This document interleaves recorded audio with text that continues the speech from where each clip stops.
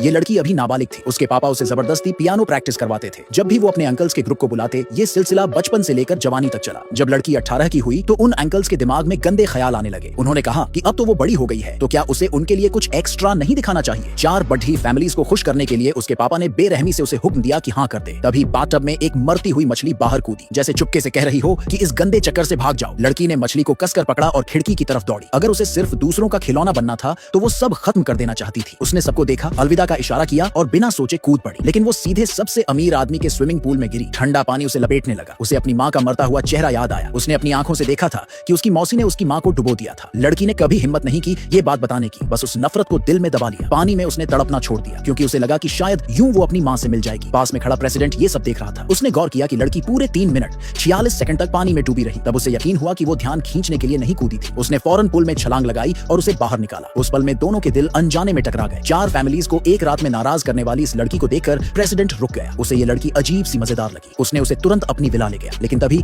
उसकी सर्दी की बीमारी फिर से भड़क उठी। गर्मी की तलाश में उसने बेताबी से उस आदमी को अपनी ओर खींचा और बस यूं दोनों एक दूसरे में उलझ गए। अगले दिन वो घर लौटी। उसके पापा ने गुस्से में उसे खूब डांटा और फैमिली नियमों के तहत सजा देने को तैयार थे। अच्छा हुआ कि उसने झूठ बोल दिया कि वो अपनी सर्दी की बीमारी ठीक करने अपने डॉक्टर दोस्त के घर गई थी। पापा आधे मन से मान गए, लेकिन तब तक नहीं जब तक उन्होंने डॉक्टर से कंफर्मेशन नहीं सुना कि उसकी हालत बेहतर है। फिर उन्होंने अपना गुस्सा थोड़ा साइड कर दिया। आखिर बीमारी ठीक होने के बाद ही वो अच्छी शादी कर पाएगी और फैमिली के लिए बच्चे पैदा कर सकेगी। लेकिन चूंकि वो नाजायज बेटी थी, पापा ने काफी सोचकर फैसला किया कि उसे आगे पढ़ाई के लिए स्कूल भेजेंगे। उसकी पहचान तभी बताएंगे जब वो डिप्लोमा ले लेगी। सौतेली माँ ने फौरन एतराज किया। उसने कहा कि उसकी पहचान पब्लिक के लिए ठीक नहीं है। उसने सुझाव दिया कि घर पर ही ट्यूटर रख लिया जाए। पापा को ये बात जंच गई और वो मान गए। लेकिन जिस ट्यूटर को रखा गया उसे स्टूडेंट्स को तंग करने की वजह से स्कूल से निकाला गया था। जैसे ही उसने लड़की को देखा, उसके दिमाग में गंदे ख्याल आए। लड़की को पता था कि आज उसकी चालबाज बहन के मंगेतर का आना है। उसने सोचा कि क्यों ना उन्हें कुछ ड्रामा दिखाया जाए। उसने ट्यूटर की बेल्ट पकड़कर उसे जोर से मारा, फिर अपने कपड़े फाड़ डाले। वो ऐसा दिखावा कर रही थी जैसे अभी उस पर हमला हुआ हो। लड़खड़ाते हुए वो लिविंग रूम में पहुंची और अचानक शॉक्ड रह गई। मंगेतर और कोई नहीं, वही प्रेसिडेंट था जिसने उसे पिछली रात बचाया था। उसे नहीं पता था कि असली मंगेतर तो प्रेसिडेंट का भतीजा था। जब उसने सबके सामने चिल्लाकर कहा